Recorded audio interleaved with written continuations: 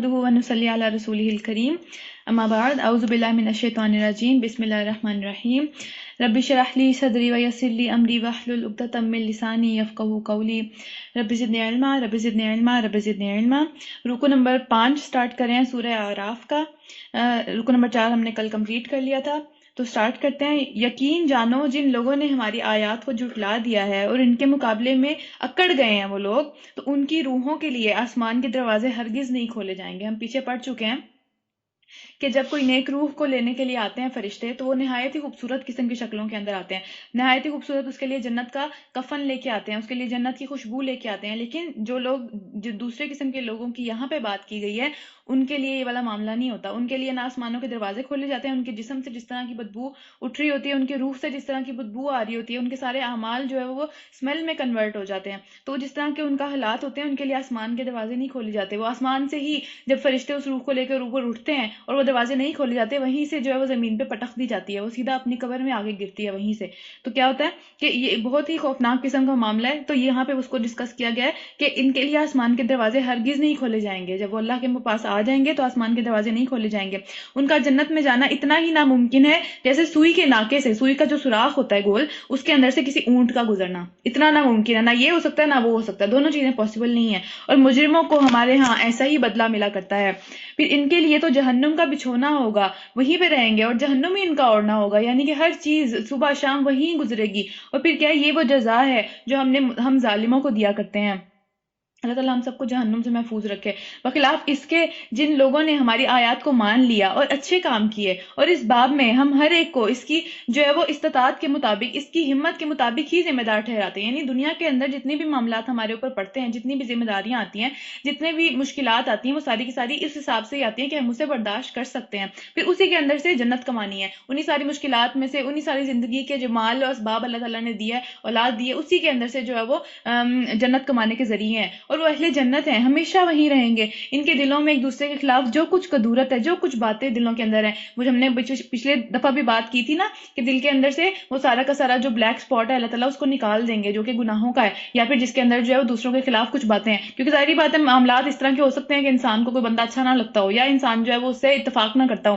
اب جنت کے اندر اس طرح کی جو غلط فیلنگز ہیں وہ انسان کے اندر نہیں ہوں گی۔ جنت میں جانے سے پہلے اللہ تعالیٰ اس کو پاک کر دیں گے۔ تو کیا ہے، وہ ساری کدورت، وہ ساری برائیاں ہم ان کے دلوں سے نکال دیں گے۔ یہاں پہ غور کرنے کی بات یہ ہے کہ جہنم جو جنت میں بھی جا رہے ہیں، ان کے دلوں کے اندر بھی یہ باتیں آ جاتی ہیں، لیکن وہ اس پہ عمل نہیں کرتے، وہ اس پہ دوسروں کو باتیں نہیں سناتے، وہ اس پہ تانے تشنا نہیں کرتے، وہ اس کے اوپر جا کے دوسروں کو نقصان پہنچانے کی کوئی پلاننگ نہیں کرتے۔ تو یہ سارے معاملات وہ اپنے پاس کنٹرول کر لیتے ہیں۔ دلوں کی فیلنگز آ جاتی ہیں، دلوں کی فیلنگز آ جانا کوئی بڑی بات نہیں ہے، اس کے اوپر عمل نہیں کرنا، اس کو جو ہے وہ اپنے آپ کو اس کے اوپر قابو کر کے رکھنا ہے۔ تو ہم اسے نکال دیں گے، اس کو صاف کر دیں گے، پاک کر دیں گے۔ ان کے نیچے نہریں بہتی ہوں گی، وہ کہیں گے کہ تعریف خدا کی ہی ہے جس نے ہمیں یہ راستہ دکھایا، ہم خود راستہ پانے والوں میں سے نہ تھے، ہم خود اپنے آپ کو ہم ہدایت نہیں دے سکتے تھے جب تک کہ اللہ ہمیں ہدایت نہ دے دیتا، اور ہم یہاں تک پہنچ گئے آج اس ہدایت کے اوپر چلتے چلتے جو کہ ہمارے رب نے ہمیں دی تھی۔ تو پھر کیا، اگر خدا ہماری رہنمائی نہ کرتا، ہم اپنے رب کے بھیجے ہوئے رسول واقعی حق لے کر آئے تھے، ہم ان پر یقین رکھتے ہیں کہ وہ واقعی حق لے کے آئے تھے، آج جو وعدے ہم سے کیے گئے تھے وہ پورے ہو گئے، ہماری نظروں کے سامنے ہیں وہ سارے کے سارے وعدے، تو ان کو یہ دنیا کی مصیبتیں یاد نہیں آئیں گی۔ دنیا کے اندر ہم کہتے ہیں ہمارے اتنے سال گزر گئے، اتنے سال صبر کرتے ہوئے گزر گئے، وہاں پہ جتنی ساری نعمتیں دیکھ کے سب بھول جائیں گے کیا کر کے آئے کیا نہیں کر کے آئے۔ وہاں پہ ایک حدیث کے مطابق یہ بھی ہے نا کہ جب کسی بندے کو جہنم کے اوپر سے ایک سیکنڈ کے لیے بھی، یعنی ایک سیکنڈ سے بھی کم مدت کے لیے، ایک لمحے کے لیے اس کے اوپر سے گزارا جائے گا، وہ اس سے پوچھا جائے گا کہ تم نے کبھی اپنی زندگی میں خوشی دیکھی؟ اور وہ شخص ہوگا جو کہ زندگی میں اس کو کبھی کوئی غم نہیں ملا ہوگا، وہ کہے گا میں نے تو آج تک خدا کی قسم کبھی کوئی خوشی دیکھی ہی نہیں۔ اور پھر کوئی شخص جو ہے جس نے زندگی میں، اللہ تعالیٰ نے اس کو زندگی اس طرح کی دی کہ اس کے اندر کوئی بھی جو ہے وہ خوشی زیادہ تر نہیں تھی، اس کا زیادہ تر ٹائم اور موسٹلی جو ہے وہ غم کے اندر ہی گزرا، تو اس کو جو ہے جنت کے اوپر ایک لمحے کے لیے گزارا جائے گا، اور وہ کہے گا کہ خدا کی قسم میں نے تو کبھی زندگی میں کوئی غم دیکھا ہی نہیں۔ تو وہاں والی جو خوشی ہے اور وہاں والا جو غم ہے وہ میٹر کرتا ہے۔ یہاں دنیا کی ساری چیزیں گزر جائیں گی، بلکہ یہ اس لیے آتی ہیں تاکہ ہم اس سے اپنے آپ کو بچا سکیں، ہم جو ہے وہ اللہ کی طرف واپس پلٹ سکیں، اور جتنے گناہ کیے ہیں، جو کہ پریشانیاں ساری کی ساری آتی ہیں، وہ اسی لیے آتی ہیں تاکہ اللہ کی طرف واپس پلٹ جائیں اور اپنے گناہوں کی توبہ مانگ لیں۔ تو ایک طرح سے یہ رحمت بھی ہوتی ہے ہمارے لیے۔ پھر کیا ہے کہ ہمارے رب کے بھیجے ہوئے رسول واقعی حق لے کر آئے تھے۔ اس وقت ندا آئے گی، ایک صدا آئے گی کہ اے جنت، کہ یہ جنت جس کے تم وارث بنائے گئے ہو، تمہارے نیک اعمال کے بدلے میں تمہیں ملی ہے جو کہ تم دنیا میں کرتے تھے۔ ہم نے کل بھی بات کی تھی نا کہ وہاں کرنسی نیک اعمال ہے، وہ دے کے لینی پڑے گی جنت، مفت میں نہیں ملے گی کسی کو بھی. جس طرح یہاں پہ کوئی چیز مفت میں نہیں ملتی، جنت تو بہت مہنگی چیز ہے، ہر چیز سے مہنگی چیز ہے، دنیا کی ہر چیز سے مہنگی وہ چیز ہے. تو اس کو وہ سمجھنے کہ دنیا کی کوئی بھی چیز اس کے قریب قریب بھی نہیں پھٹکتی، وہ اس قدر مہنگی چیز ہے. اور اس کی بدلہ کیا ہے کہ نیک اعمال. دنیا میں جتنے نیک اعمال کر جائیں گے اتنے زیادہ چانسز ہو جائیں گے وہاں پہ جانے کے. اللہ تعالیٰ ہم سب کو جنت الفردوس میں اعلیٰ مقام عطا فرمائے. پھر کیا ہے کہ یہ ساری کی ساری گفتگو جو ہے وہ جو پاک کرنے والا معاملہ ہے، دل کو پاک کرنے والا معاملہ ہے، وہ ایک روایت کے مطابق پل صراط کے بعد ہوگا. جب پل صراط لوگ کراس کر لیں گے، ہم پتہ کہ پل صراط تو ہر انسان نے کراس کرنا ہے، جو بھی ہے سارے کے سارے جو گزر چکے ہیں، جو آنے والے ہیں، ہر انسان نے پل صراط کراس کرنا ہے. اور اس کے نیچے جہنم ہوگی. تو جو لوگ نیک اعمال والے ہوں گے وہ اپنے نور کے راستے میں دیکھتے چلے جائیں گے اس کو، اور جو ہے وہ ایک بجلی کی سپیڈ سے اس کو کراس کر لیں گے. حالانکہ وہ ہے اس طرح کا کہ بال سے بھی زیادہ باریک ہے، اور اس کی جو تیز دھار ہے اس کی، جیسے کہ وہ لوگ کٹ کٹ کے اس کے اوپر سے گر رہے ہوں گے، تلوار کی دھار کی طرح کا تیز ہے، شارپ ہے وہ. تو پھر کیا ہے، لیکن جو ہے ایمان والے وہ فٹافٹ اس پہ سے نکل جائیں گے. ایمان والے، ہر ایمان والا بھی نہیں، نیک اعمال کے ساتھ، کیونکہ یہاں پہ بات ہوئی ہوئی ہے کہ نیک اعمال کے بدلے میں ملا، ایمان کے بدلے میں نہیں ملی، نیک اعمال کے بدلے میں ملی ہے. اور پھر کیا ہے، یہ پل صراط کے بعد جنت میں جانے سے پہلے ایک اور پل آئے گا، کنتراہ نام ہے اس کا، نہیں کنترا نہیں، کنتراہ نام ہے اس کا، ٹھیک ہے. اور وہاں پہ جو ہے وہ ظاہری بات ہے پوری جو یوم قیامت کی سختیاں ہیں، مشقتیں ہیں، اس سے لوگ بہت تھکے ہوئے ہوں گے. وہ بہت لمبا دن ہے، کئی روایات کے مطابق وہ 50,000 سال جتنا لمبا دن ہے وہ، ٹھیک ہے. ہر ایک بندہ اپنی وادی کا انتظار کرتا ہوا تھکا ہوگا، ٹھیک ہے. اور کچھ لوگ جو ہیں وہ ایزی حساب دے کے فٹافٹ نکل رہے ہوں گے، ان کے اوپر لوگ رش کر رہے ہوں گے. جیسے ہمارے ساتھ یہ معاملات ہوتے ہیں کسٹمز کے اندر یا پھر امیگریشن کے اندر، ہم یہ معاملات دیکھتے ہیں کہ جو اگر ہمیں کوئی بلا لے کہ بھئی نہیں آپ ابھی آگے نہیں جا سکتے، ہمیں پریشانی ہونا شروع ہو جاتی ہے وہاں پہ کہ کیا مسئلہ ہے، کیا ہو گیا، کچھ مسئلہ ہے شاید، ٹھیک ہے. تو وہاں پہ یہ ساری پریشانیوں کے گزرنے کے بعد پل آئے گا، ایک اور پل صراط کے بعد، کنتراہ اس کا نام ہے. اور وہاں پہ کیا ہوگا، وہاں پہ وہ لوگ جو ہے پاک کیے جائیں گے. اور وہیں پہ جو ہے وہ آراف کی پہاڑیاں ہیں. آراف پہاڑیوں کا نام ہے، جو کہ قیامت والے دن اللہ تعالیٰ کچھ لوگوں کو عطا کریں گے. وہ کچھ لوگ جو ہے وہ جنت اور دوزخ کے درمیان میں ان پہاڑیوں کے اوپر کھڑے ہوں گے، جن کا بھی فیصلہ نہیں ہوا ہوگا. ان کی نیکیاں اور ان کی برائیاں بالکل برابر آگے کھڑی ہو جائیں گی. اور اب ان کو اللہ تعالیٰ سے امید ہوگی کہ اللہ تعالیٰ ان کے حق میں یہ فیصلہ کر دیں کہ وہ جنت میں چلے جائیں. تو وہ ان آراف، ان پہاڑیوں کے اوپر جو ہے وہ کھڑے ہو کے ادھر بھی دیکھیں گے اور ادھر بھی بات کر سکیں گے، دونوں کا حال دیکھیں گے، اور اپنے بارے میں ڈر رہے ہوں گے کہ ہمارے ساتھ اب کیا ہوگا. صحیح ہے. تو یہ آراف کا جو سورت کا نام ہے وہ ان پہاڑیوں کے اوپر ہے جس کے اوپر وہ اس ٹائم کھڑے ہوئے ہوں گے. تو وہ بھی وہیں پہ ہے سارے معاملات کے بعد. اور پھر کیا ہے، آگے چلتے ہیں. پھر یہ جنت کے لوگ دوزخ والوں سے پکاریں گے، یعنی کہ آپس میں تو ان کی جو کمیونیکیشن ہوئی کہ ہاں یہ نعمت جو ہے وہ اس وجہ سے ملی ہے. پھر انہوں نے خود بھی کہا کہ ہمارے نبیوں کے وعدے بالکل سچے تھے، ہم نے آج اپنی آنکھوں سے دیکھ لیا. پھر کیا ہے کہ وہ دوزخ والوں سے بھی کمیونیکیشن کریں گے. پھر یہ جنت کے لوگ دوزخ والوں کو پکار کر کہیں گے ہم نے ان سارے وعدوں کو ٹھیک پایا جو ہمارے رب نے ہم سے کیے تھے. ہمارے سامنے آ گئے وہ سارے کے سارے، پوری زندگی ہم نے غیب کا پردہ اس کے اوپر تھا ہمارا، لیکن ہم نے پورا یقین کیا کہ ہمارے رب نے ہم سے بالکل سچے وعدے کیے ہیں. اور آج وہ دن آ گیا کہ ہم نے اپنی آنکھوں سے ان سب چیزوں کو دیکھ لیا. تو کیا تم سے جو وعدے کیے تھے ان کو بھی تم نے ٹھیک پایا، یا تم ان سب چیزوں کو ایکسپیرینس کر رہے ہو جو کہ اللہ تعالیٰ نے کہا تھا کہ آگ ہوگی، یہ سارے معاملات ہوں گے، سختی ہوگی، مشکل ہے، وہ سب کی سب چیزیں تم نے ٹھیک پائیں؟ تو وہ جواب دیں گے ہاں. تب ایک پکارنے والا ان کے درمیان پکارے گا کہ خدا کی لعنت ہے ان ظالموں پر جو اللہ کے راستے سے دوسروں کو روکتے تھے اور اسے ٹیڑھا کرنا چاہتے تھے اور آخرت کے منکر تھے. ان کو لگتا ہی نہیں تھا یہ دن آ جائے گا. آج وہ اپنے سامنے بیٹھے ہوئے ہیں ان سب چیزوں کے سامنے جس سے انکار کرنے میں پوری زندگی گزار دی، اور اب اپنے منہ سے اعتراف بھی کر رہے ہیں کہ ہاں وہ سب چیزیں سچی تھی، ہمیں مان لینا چاہیے تھا، وہ سب چیزیں ایک ایک چیز سچی تھی، وہ سب چیز ہماری آنکھوں کے سامنے ہے آج. تو اللہ تعالیٰ ہم سب کو اس طرح کے انجام سے بچائیں. اللہ تعالیٰ ہم سب کو اس وقت کے آنے سے پہلے پہلے جو ہے وہ تھام لیں، ہدایت کے اوپر لے آئیں، ہم سب جنت میں ہوں، جنت الفردوس میں ہوں، بہترین مقام کے اوپر ہوں. پھر آگے چلتے ہیں. ان دو گروہوں کے درمیان میں یعنی کہ اہل جنت اور اہل دوزخ کے درمیان میں ایک اوٹ حائل ہو جائے گی. درمیان میں جو ہے وہ ایک پردہ سا آ جائے گا، وہ ایک دوسرے کو دیکھ نہیں سکیں گے، نہ وہ اس کی تکلیف دیکھ سکیں گے اور نہ وہ جو ہے وہ ان کی خوشیاں اور ان کی ساری کی ساری سکون دیکھ سکیں گے. اوٹ حائل ہو جائے گی جس کی بلندیوں، یعنی کہ جو اوٹ ہوگی ان کے درمیان میں، اس کی بلندیوں کے اوپر کچھ پہاڑیاں ہوں گی جن کو آراف کہتے ہیں. یہاں پہ آراف کا لفظ آیا ہے. تو پھر کیا ہے کہ ان کے درمیان میں جو ہے وہ کچھ لوگ ہوں گے اور یہ ہر ایک کو جو ہے وہ اس کی پیشانی سے پہچان لیں گے. یعنی کہ جنت میں بھی جنت کے لوگوں کو بھی پہچانتے ہوں گے یہ، اور جہنم کے لوگوں کو بھی ان کی پیشانی کے نشانوں سے پہچان لیں گے کہ یہ کون بندہ ہے اور یہ کون بندہ ہے. تو پھر کیا ہے، اور جنت والوں سے پکار کر کہیں گے کہ سلامتی ہو تم پر، یہ لوگ جنت میں داخل تو نہ ہوئے ہوں گے مگر اس کے امیدوار ہوں گے، یعنی درمیان میں کھڑے ہوئے ہوں گے. ابھی جو ہے وہ ان کا فیصلہ نہیں ہوا، ان کے اوپر ابھی بھی انتظار والی گھڑیاں چل رہی ہیں، ان کا ابھی تک جو ہے وہ ڈاواں ڈول سا معاملہ چل رہا ہے. ان کو امید ہے کہ جنت مل جائے گی، لیکن چونکہ ان کے جو معاملات ہیں دونوں کے دونوں، وہ دونوں کے درمیان میں آ گئے، ان کے پلڑے دونوں ایکول ہو گئے ہیں. تو اس وجہ سے کیا ہوگا کہ ان کو لگے گا کہ اب پتہ نہیں اللہ تعالیٰ ہمارے ساتھ کیا معاملہ کریں گے. تو اس ٹائم جو ہے وہ نبی صلی اللہ علیہ وسلم کی حدیث ہے کہ اگر کسی کا جوں کے انڈے کے برابر بھی کوئی نیکی ہوگی تو وہ اس کو جنت میں پہنچا دے گی اس ٹائم.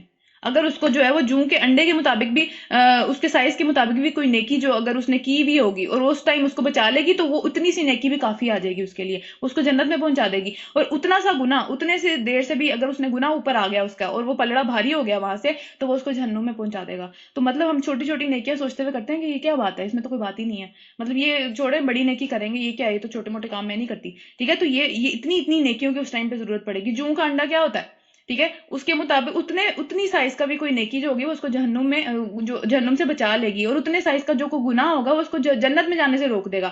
سوچے ذرا کہ کیا معاملہ, وہ کتنی تکلیف دہ گھڑیاں ہوں گی وہ ساری کی ساری. تو اعراف والے جو ہوں گے وہ جنتیوں کو کہیں گے کہ سلامتی ہو تم پر, یہ لوگ جنت میں داخل تو نہ ہوں گے مگر اس کے امیدوار ہوں گے, ان کو یقین ہوگا کہ اللہ تعالیٰ جو ہے انہیں بچا لیں گے.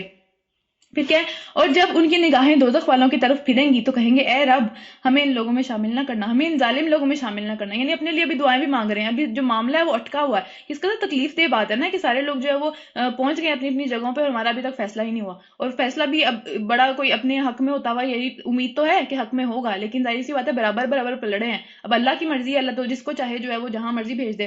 پھر کیا ہے, پھر یہ اعراف والے لوگ دوزخ کی چند بڑی بڑی ہستیوں سے, یعنی کہ جو بڑی اکڑ کے ساتھ زمین میں بسے ہوئے ہوں گے, جو بہت زیادہ جو ہے وہ جن کی فالوئنگ ہوگی, ان کو پہچان لیں گے. ان کو کہیں گے, ان کو ان کی نشانیوں سے, یعنی کہ پیشانیوں کے اوپر جو نشان کچھ اس طرح کے ہر انسان کے اوپر لگے ہوئے ہوں گے, ان سے ان کو پہچان لیں گے اور کہیں گے کہ دیکھ لیا تم نے, آج نہ تمہاری فالوئنگ تمہارے کام آئی اور نہ وہ ساز و سامان, مال و دولت, اولاد, جن کو تم بڑی چیز سمجھتے تھے, جن کی وجہ سے تم جو ہے وہ ہدایت کے اوپر آنے پہ یا ہدایت پہ آ کے عمل کرنے کے اوپر جو ہے وہ رہ گئے. ان سب چیزوں کے اندر سے تمہاری کون سی چیز کام آئی آج؟ ٹھیک ہے, اولاد کے لیے تم نے عمل نہیں کیا, تم نے مال و دولت کمانے کے چکر میں عمل نہیں کیا, یہ ساری کی ساری مصروفیات نے تمہیں اتنا مصروف رکھا کہ آج تم اس مقام پہ آگے کھڑے ہو گئے. کون سی چیز کام آئی اللہ کے سامنے؟ تو پھر اور کیا یہ اہل جنت وہی لوگ نہیں ہیں جن کے متعلق تم قسمیں کھا کھا کر کہتے تھے کہ ان کو تو خدا اپنی رحمت میں سے کچھ کبھی بھی نہیں دے گا, کیونکہ دنیا میں نہیں دیا نا, دنیا میں ہم اوپر ہیں, دنیا میں ہماری فالوئنگ زیادہ ہے, ہمارے لوگ مانتے ہیں ہماری بات, ہماری ایک عزت ہے, ہم معزز ہیں معاشرے کے اندر, ہم جو ہے وہ امیر ہیں, ہمیں اللہ تعالیٰ نے ہر قسم کی نعمتیں دی ہیں, تو آخرت میں بھی وہ انعام ہم پہ ہی کرے گا. یہی نہیں تم کہتے تھے قسمیں کھا کھا کے کہ یہ لوگ تو ایویں ہیں,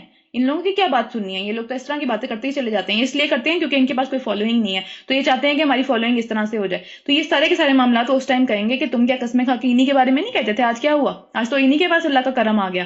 تو پھر کیا ہوا, آج انہی سے کہہ دیا گیا کہ جنت میں داخل ہو جاؤ اور تمہارے لیے کوئی خوف اور رنج نہیں ہے, اور تم اپنا حال دیکھو تمہارے ساتھ کیا ہوا.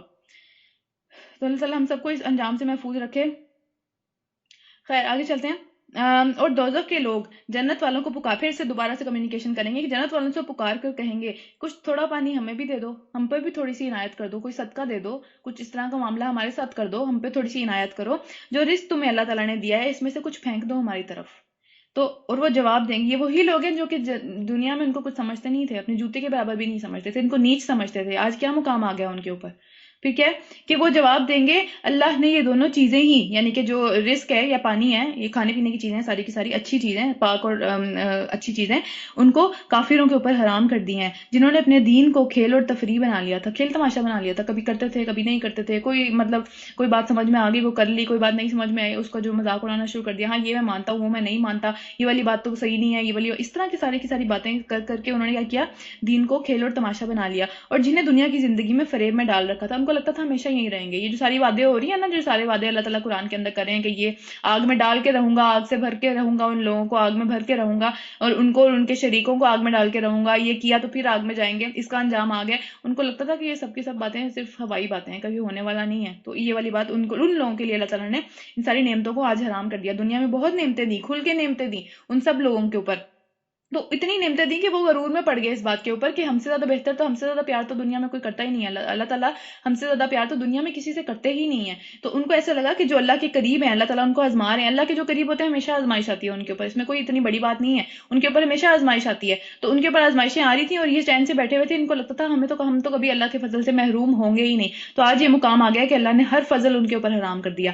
اور پھر کیا ہوا, اللہ فرماتا ہے کہ آج ہم بھی انہیں اسی طرح بھلا دیں گے جس طرح وہ اس دن کی ملاقات کو بھلا رہے تھے اور ہماری آیات کا انکار کرتے تھے. یہ کتنی زیادہ بڑی بات ہے. اللہ کہہ رہا ہے کہ آج بھول گیا میں ان کو. آج دنیا میں ہمیں اللہ تھوڑی دیر کے لیے بھول جائے, ہم کہتے ہیں اللہ کہاں ہے, اللہ میری بات کیوں نہیں سن رہا, اللہ پھر سن لیتا ہے. اللہ نے کوئی چیز چھینی نہیں ہم سے, ٹھیک ہے، ایک چھوٹی سی چیز، چھوٹی سی کوئی بیماری آ جاتی ہے، چھوٹا سا کوئی آزمائش آ جاتی ہے، کوئی اللہ تعالیٰ ہمارا پیارا ہم سے واپس لے لیتا ہے، ہم اس طرح کی باتیں کرنے لگتے ہیں جیسے سب کچھ چھین لیا. ہم اس وقت کو امیجن ہی نہیں کر پاتے کہ جب واقعی کچھ بھی نہیں ہوگا اور ہر چیز آرام ہو جائے گی ہم پہ. اللہ نہ کرے ہم ان لوگوں میں سے، اللہ کبھی نہ کرے. بہرحال ہمیں اس چیز کو سوچنا چاہیے. تو اللہ تعالیٰ کہیں گے کہ آج ہم نے بھی ان کو ایسے ہی بھلا دیا، آج ان کے کوئی وجود کی کوئی اہمیت ہی نہیں ہے، جو اس مرضی حال میں رہیں کوئی فرق نہیں پڑتا کسی کو بھی. پھر کیا ہے، جس طرح انہوں نے اس دن کی ملاقات کو بھلا دیا تھا، اور وہ کرتے کیا تھے کہ آیات کا انکار کرتے تھے. تو پھر کیا کہ اس کے بعد کیا کہ ہم ان لوگوں کے پاس ایک کتاب اس طرح کی لے آئے ہیں جس کو ہم نے علم کی بنیاد پر مفصل بنایا ہے. بہت تفصیل میں ہے یہ کتاب، ٹھیک ہے، بہت ڈیٹیلز ہر چیز کی بتاتی ہے. اور پھر کیا اور وہ جو لوگ ایمان لانے والوں کے لیے، جو ایمان لانے والوں کے لیے رحمت اور ہدایت کا ذریعہ ہے، یعنی کہ ان کے لیے ایک طرح سے رحمت اس طرح سے کہ ساری جو اچھی وہ خوشخبریاں دیتی ہے وہ رحمت ہے، اور ہدایت ہر برے نیکی اور برائی کے درمیان میں فیصلہ کرنے والی کتاب آ گئی ہے. اب کیا یہ لوگ اس کے سوا کسی اور بات کے منتظر ہیں کہ وہ انجام سامنے آ جائے جس کی یہ کتاب خبر دے رہی ہے؟ یعنی کہ یہ کتاب ابھی ہمیں خبر ملی ہے کہ یہ والا معاملہ جنت اور دوزخ کے لوگوں کے درمیان میں ہوگا، اعراف کی پہاڑیوں پہ جو لوگ کھڑے ہوں گے ان کے درمیان یہ معاملہ ہوگا. تو کیا اللہ تعالیٰ پوچھ رہے ہیں کہ کیا یہ اس معاملے کا انتظار کر رہے ہیں کہ وہ معاملہ سامنے دیکھ کے ہی مان لے کے آئیں گے؟ ابھی جو واضح سچی خبریں آ گئی ہیں اس کے اوپر ان کو یقین نہیں ہے. ٹھیک ہے، جس روز وہ انجام سامنے آ گیا تو وہی لوگ جنہوں نے اپنے اسے پہلے نظر انداز کر دیا تھا، بھول گئے تھے، بھلا کے بیٹھے ہوئے تھے، کہیں گے کہ واقعی ہمارے رب کے رسول حق لے کے آئے تھے. پھر کیا ہمیں آج کوئی سفارشی ملے گا؟ ہمارے جو دنیا میں سارے سفارشی تھے جو کہ ہماری ہم جب غلط باتیں کرتے تھے، غلط قسم کے جو ہے وہ پروپیگنڈے کرتے تھے، غلط قسم کی باتیں جو ہے وہ لوگوں کے خلاف اڑاتے تھے، ان لوگوں کے خلاف جو کہ دین کا کام کر رہے ہیں یا جو دین کے اندر فالو کرنے کی کوشش کر رہے ہیں، ہم ان کا مذاق اڑانا شروع کر دیتے تھے. تو جو لوگ ہمیں بیک اپ پہ سپورٹ کرتے تھے وہ سارے کے سارے لوگ آج کو جو ہمیں سفارش کریں گے آج ہماری اللہ کے سامنے، تو کیا جو ہمارے حق میں سفارش کریں یا پھر ہمیں دوبارہ واپس ہی بھیج دیا جائے. چلے ٹھیک ہے، یہ نہیں کر سکتے، ہمیں واپس ہی بھیج دیا جائے تاکہ ہم پھر وہ جو کام پہلے کر کے آئے ہیں اس سے ڈفرینٹ کام کر کے دکھائیں. مطلب ہمیں اب تھوڑی سی اور مہلت دے دی جائے کہ ہم واپس چلے جائیں. تو ہم نے اپنی آنکھوں سے دیکھ لیا، تو اب کیا ہوگا کہ سارے کے سارے جو معاملات ہیں ہم بہترین طریقے سے کر کے آئیں گے. پھر کیا انہوں نے اپنے آپ کو خسارے میں ڈال دیا، اور وہ سارے کے سارے جھوٹ جو انہوں نے بنائے ہوئے تھے اپنی طرف سے آج ان سے گم ہو گئے. پوری زندگی، مطلب کتنی زیادہ سمجھ لیں کہ بہت افسوس کی بات ہے یہ کہ پوری زندگی ہم ایک تھیوری کو سچا کرنے کے لیے جو ہے وہ پوری زندگی لگا دیتے ہیں اس ایجنڈے کے اوپر کہ نہیں میں یہ بات اس لیے نہیں مانتا، میں یہ بات اس لیے نہیں مانتا. ٹھیک ہے، اس کو جسٹیفائی کرنے کے لیے، لوگوں کو اپنی فیور میں کرنے کے لیے ہم پوری زندگی گزار دیتے ہیں، اور وہاں پہ کچھ بھی نہیں ملے گا. اس میں سے نہ کوئی بندہ سامنے آئے گا، نہ جو ہے وہ پورا کا پورا آئیڈیا سامنے آئے گا، اور نہ ہی ہم خود، اللہ نہ کرے ہم ان میں سے ہوں، نہ ہی جو ہے وہ لوگ خود جو ہے وہ اس کو ایکسیپٹ کریں گے کہ ہاں ہم نے پوری زندگی اس بات پہ گزار دی. کیونکہ وہ جب دوسرے لوگوں کا سارا انعام اور سارا کا سارا جو اجر دیکھیں گے وہ اپنی زندگی کی ساری حقیقتوں سے ہی جو ہے وہ اس کو جھوٹ کہنا شروع کر دیں گے کہ نہیں ہم نے ایسا کچھ بھی نہیں کیا. اور یہاں پہ ایک دوسرے کا قتل کر رہے ہیں، ایک دوسرے کو جو ہے بھائی سے بات نہیں کر رہا اس بات پہ، کیونکہ ایک جو ہے نا وہ چھوٹی سی بات پہ ان کا اختلاف ہو گیا، یا ایک دوسرے کو کافر کہہ رہے ہیں. مطلب یہ کس طرح کی باتیں ہیں. خیر آگے چلتے ہیں، یہاں پہ رکو ختم ہو رہا ہے، رکو نمبر 6 ختم ہو رہا ہے، 7واں رکو سٹارٹ کرتے ہیں. در حقیقت تمہارا رب اللہ ہی ہے جس نے آسمانوں اور زمین کو 6 دن میں پیدا کیا، پھر اپنے تخت پر جلوہ گر ہوا، جو رات کو دن پر ڈھانک کر لے آتا ہے، ایک فلو میں چلتا چلا جا رہا ہے سب، اور پھر دن کو رات کے پیچھے دوڑاتا چلا لاتا ہے، جس نے سورج اور چاند اور تارے پیدا کیے، سب اس کے فرما بردار ہیں. سب کی سب چیزیں چونکہ اس کی ہیں تو ظاہر سی بات ہے اسی کا حکم چلے گا ان سب چیزوں کے اوپر. انسان کو اللہ تعالیٰ نے یا جنات کو اگر فری ول دی ہوئی ہے تو ایک حق تو اس کا یہی بنتا ہے کہ اسی کا حکم چلنا چاہیے، ہم اپنی مرضی سے اس کے حکم کو اپنے اوپر لاگو کرنا چاہیے، لیکن ہم وہ نہیں کر رہے ہیں. پھر کیا خبردار رہو، اسی کی ساری ملکیت ہے، ساری کی ساری جو مخلوق ہے وہ اسی کی ہے، اور وہ ساری کی ساری مخلوق اسی کے حکم کی پابند ہے. مطلب ہر چیز چاہتے نہ چاہتے ہوئے اللہ کے آگے جھکی ہوئی ہے. تو پھر کیا ہے کہ انسان جو ہے اس کو بھی چاہیے کہ وہ اللہ کے آگے جھک جائے، اللہ کے حکم کے آگے جھک جائے.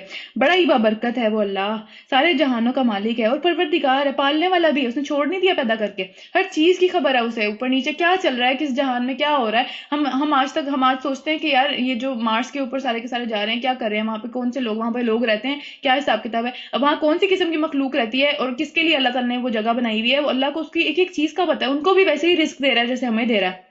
تو پھر کیا ہے، اپنے پروردگار کو پکارو گڑ گڑاتے ہوئے اور چپکے چپکے، یعنی کہ جب لوگوں کے سامنے تو رونا یا بین کرنا یا جو ہے وہ اللہ تعالیٰ کو پکارنا یا اس طرح کی دعائیں وغیرہ مانگنا، تو وہ تو ایک الگ بات ہے، اس میں تو بندہ ظاہر سی بات ہے ریا بھی آ جاتا ہے، اس میں دکھاوا بھی آ جاتا ہے انسان کا کہ میں لوگوں کو پتہ چلے کہ میں کتنا زیادہ جو ہے وہ اللہ کے قریب ہوں یا اس طرح کے معاملات. لیکن افضل ترین کیا ہے کہ اللہ تعالیٰ کو جو ہے وہ روتے روتے چپ کے اللہ تعالیٰ سے مانگا جائے، چپ کے اللہ تعالیٰ سے جو ہے اپنے گناہوں کی معافی مانگی جائے، دنیا کی چیزیں مانگی جائیں، آخرت کی چیزیں مانگی جائیں، ہر چیز مانگنی ہے اللہ تعالیٰ سے، یہ اور کون دے گا؟ تو پھر کیا ہے کہ چپ کے یقیناً وہ حد سے گزر جانے والوں کو پسند نہیں کرتا. کون دعا مانگنے میں کون حد سے گزرتا ہے؟ وہی حد سے گزرتا ہے جو دوسروں کے سامنے دوسروں کو دکھانے کے لیے دعائیں مانگتا ہے، خود اس کو اکیلے میں کبھی بھی جو ہے وہ آنسو بہانے کی یا پھر جو ہے اللہ کو پکارنے کی توفیق ہی نہیں ہوتی. تو پھر کیا ہے دعا میں بہترین طریقہ وہی ہے، وہی اختیار کرنا چاہیے جو کہ اللہ کو پسند ہے، کیونکہ اللہ سے مانگ رہے ہیں، اللہ سے مانگنے کے لیے بھی بہترین طریقہ وہی ہوگا جو اللہ نے بتایا ہے کہ کس طرح مانگنا ہے. تو یہاں پہ اللہ تعالیٰ نے ہمیں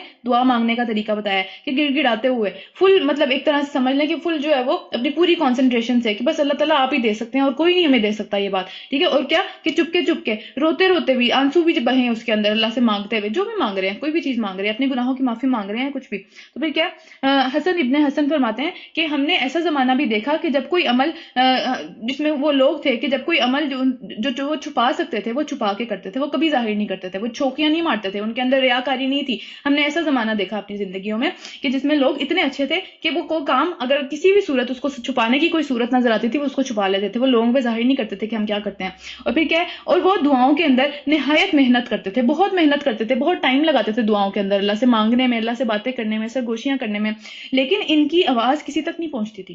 یعنی اتنا ٹائم کوئی بندہ دعا کے اندر لگا رہا ہے، وہ اس کو پھر بھی جو ہے نا کیا مانگ رہا ہے کیا نہیں مانگ رہا، کس قدر وہ رو رہا ہے اللہ کے سامنے، یہ دوسروں کو پتہ نہیں چلنے دیتے تھے وہ. اور پھر کیا کہ یہ ان کے اور ان کے رب کے درمیان میں سرگوشیاں ہوتی تھی. یہ بہت آپس کی بات ہے رب کی اور بندے کی کہ وہ کیا مانگتا ہے اللہ تعالیٰ سے، یا وہ کس طرح سے مانگتا ہے، کس طریقے سے وہ اللہ کے آگے جو ہے وہ گڑ گڑاتا ہے. لوگوں کے آگے کسی کو اس طرح سے گڑ گڑا رہا ہو ہمیں جھنجھلاہٹ ہونے شروع ہو جاتی ہے کہ کیا مصیبت ہے، چلو یہاں سے نکلو رہی ہے وہ ٹھیک ہے. ہم مانگ کے شرمندہ ہوتے ہیں لوگوں سے، لیکن اللہ سے مانگ کے اللہ درجے بلند کرتا ہے اس بندے کے جو اللہ سے مانگتا ہے، کیونکہ دعا جو ہے وہ نماز کا وہ جو ہے وہ عبادت کا حصہ ہے، بہت زیادہ بڑا حصہ ہے وہ. اللہ تعالیٰ نے اس کو بہت زیادہ امپورٹنس دی ہے، میرے سے مانگو ٹھیک ہے. اللہ کو پسند ہے وہ بندہ جو اللہ سے مانگتا ہے. اور پھر کیا زمین میں فساد برپا نہ کرو، جبکہ اس کی اصلاح ہو چکی ہے، اللہ تعالیٰ نے حالات درست کر کے زمین پہ انسان کو اتارا تھا.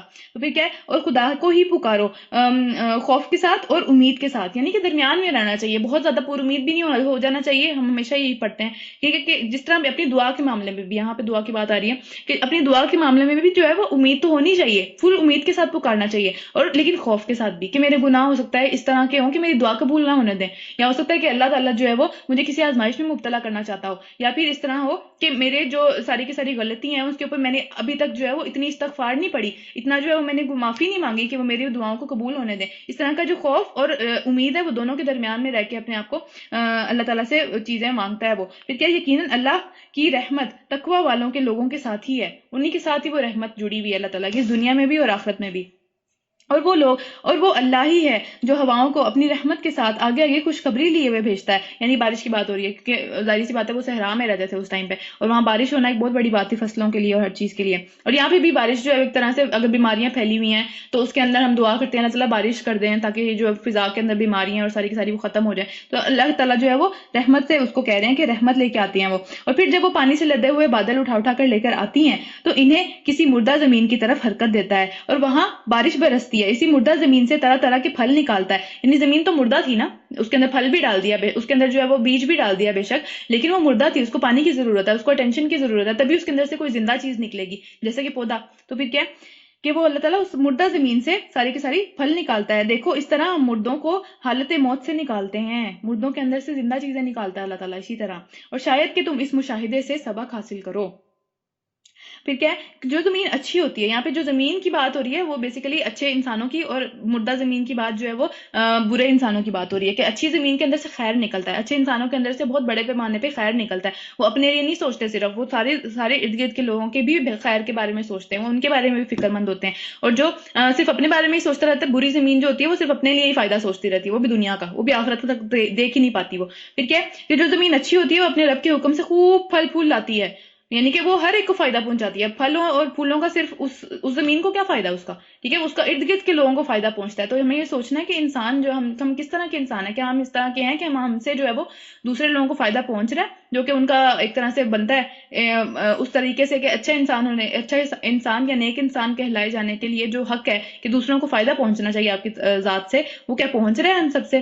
پھر کیا کہ اپنے رب کے حکم سے خوب پھل پھول لاتی ہے. اور جو زمین خراب ہوتی ہے اس سے ناقص پیداوار کے سوا کچھ نہیں نکلتا، اسے اچھی بات نہیں نکل سکتی، ٹھیک ہے، اس سے بری بات ہی نکلے گی. وہ یا تو اپنے لیے تباہی کا سامان کرے گا یا پھر اپنے ارد گرد کے لوگوں کے لیے بھی تباہی کو ساتھ لے کے اکٹھے ہی تباہی کے جو ہے وہ گڑے کے اندر گریں گے.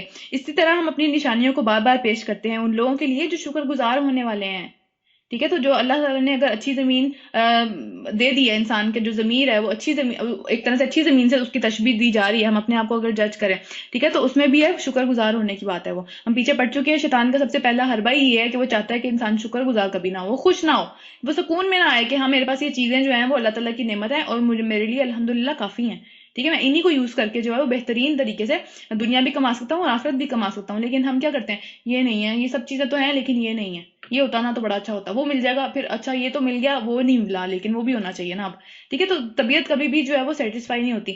تو سیٹسفائی انہی کی طبیعت ہوتی ہے جو ان کو اللہ تعالیٰ جو ہے وہ اللہ تعالیٰ کا دین جنہوں نے سیکھا ہوا ہو اور جو اس کے اوپر عمل کر رہے ہو. اللہ تعالیٰ ان کے دل کے اندر جو ہے وہ ہم پڑھتے ہیں کہ ان کے دلوں کے اندر کوئی خوف نہیں ہوگا، کوئی غم بھی نہیں ہوگا، کوئی پریشانی ان کے دلوں کے اندر نہیں آئے گی کیونکہ وہ اللہ پہ توکل کرنے والے ہیں. پھر کیا یہاں پہ رکن نمبر 7 ختم ہو رہا ہے، 8ویں پہ چلتے ہیں. ہم نے نوح علیہ السلام کو، اب یہاں پہ سارے نبیوں کے قصے آنے شروع ہو گئے ہیں کہ نوح کس کس کی قوم نے کیا کیا کچھ کیا تھا، اور ایک طرح سے نبی صلی اللہ علیہ وسلم کے لیے اور ہر دائی کے لیے. جب ہم کسی کے ہم خود بھی پڑھ رہے ہیں ظاہری بات ہے، اور آگے نیکسٹ جو سٹیج ہے وہ یہی ہے کہ دوسروں کو بھی اللہ کے دین کی طرف لے کے آنا. تو کیا ہے کہ اس کے اندر سارے مسائل آئیں گے، اس کے اندر برا بھلا بھی کہا جائے گا، اس کے اندر بے وقوف بھی کہا جائے گا، اس کے اندر جھوٹا بھی کہا جائے گا، اس کے اندر ہر قسم کی بات کہی جائے گی. اگر اللہ تعالیٰ کی بہترین مخلوق دنیا کے اندر جو کہ نبی تھے ان کو اس طرح کی باتیں سننی پڑی ہیں تو پھر ہم تو کسی کھاتے میں نہیں آتے اس کے، ٹھیک ہے. تو اس میں اتنا زیادہ پریشان ہونے کی یا اس چیز کو چھوڑ کے بھاگ جانے کی ضرورت نہیں ہے. اللہ تعالیٰ سے دعا مانگتے رہنا چاہیے، مشکل وقت کے بعد آسانی بھی آتی ہے انشاءاللہ. پھر کیا کہ ہم نے نوح علیہ السلام کو اس کی قوم کی طرف بھیجا. اس نے کہا اے برادران قوم، اللہ کی بندگی کرو، اس کے سوا تمہارا کوئی خدا نہیں ہے. وہ لوگ کیا کرتے تھے، بت پرستی میں پڑے ہوئے تھے.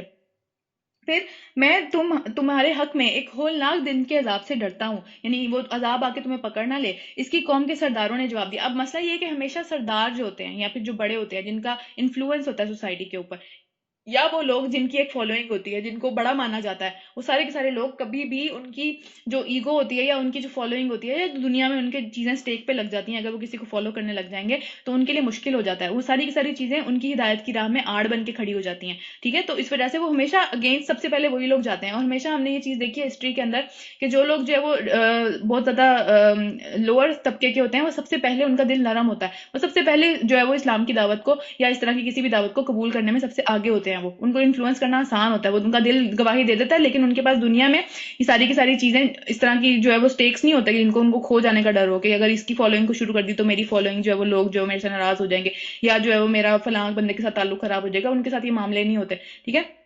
تو وہ کم رسیوں سے بندھے ہوئے ہوتے ہیں. پھر کیا ہے کہ ہاں، تو اس کی قوم کے سرداروں نے جواب دیا ہم کو تو یہ نظر آتا ہے کہ تم کھلی گمراہی میں مبتلا ہو، تم کس طرح کی باتیں کر رہے ہو. پھر کیا نوح علیہ السلام نے کہا اے برادران قوم، میں کسی گمراہی میں نہیں پڑا ہوا ہوں. یعنی انہوں نے یہ نہیں کہا کہ تم کسی گمراہی میں پڑے ہوئے ہو. ان کا جواب دیکھیں، یہاں پہ حکمت ہے اس بات کے اندر کہ جب ہم کسی کی بھلائی واقعی میں چاہتے ہیں نا تو ہم اسے ذلیل نہیں کرنا شروع کر دیتے آگے سے. ہم اس کو صرف اتنا جواب، نوح علیہ السلام کا یہ جواب چیک کریں کہ میں کسی گمراہی میں نہیں پڑا. انہوں نے صرف ایک سیدھی بات کی، ان کو صحیح کیا. یہ نہیں کہا کہ تم بے وقوف ہو، تمہارے ساتھ آگے جا کے جو ہوگا تمہیں پتہ چلے گا. ہمارے ساتھ اگر آگے کوئی یہ کام کرے، ہم آگے اس کو کس طرح کی باتیں سناتے ہیں کہ تمہیں تو پتہ چل جائے گا، اللہ سے ڈرنا چاہیے تمہیں تو دنیا میں ہی اس طرح کا عذاب آئے گا کہ لگ پتہ جائے گا. تو اس طرح کی یہ باتیں ہم کیا کر رہے ہیں، یہ کس قسم کی باتیں ہیں ایک دوسروں کو کہنے کے لیے، ٹھیک ہے. تو اللہ کے نبی جب اس طرح کی باتیں نہیں کرتے تو ہم نے بھی اس طرح کی باتیں نہیں کرنی. ہاں، کوئی بندہ اگر اس طرح کی غلط بات کرتا ہے اس کو بندہ جو ہے وہ کلیریفائی کر سکتا ہے، لیکن دیکھیں کس قدر پیار سے اور کس قدر جو ہے وہ صرف اتنی بات کا جواب دیا، مزید الزامات اور اس طرح کی باتیں نہیں کی انہوں نے. ٹھیک ہے، بلکہ میں رب العالمین کا رسول ہوں، تمہیں اپنے رب کے پیغامات پہنچاتا ہوں، تمہارا سچ میں خیر خواہ ہوں. تم اتنے خیر خواہ اپنے نہیں ہو جتنا کہ میں تمہارا خیر خواہ ہوں.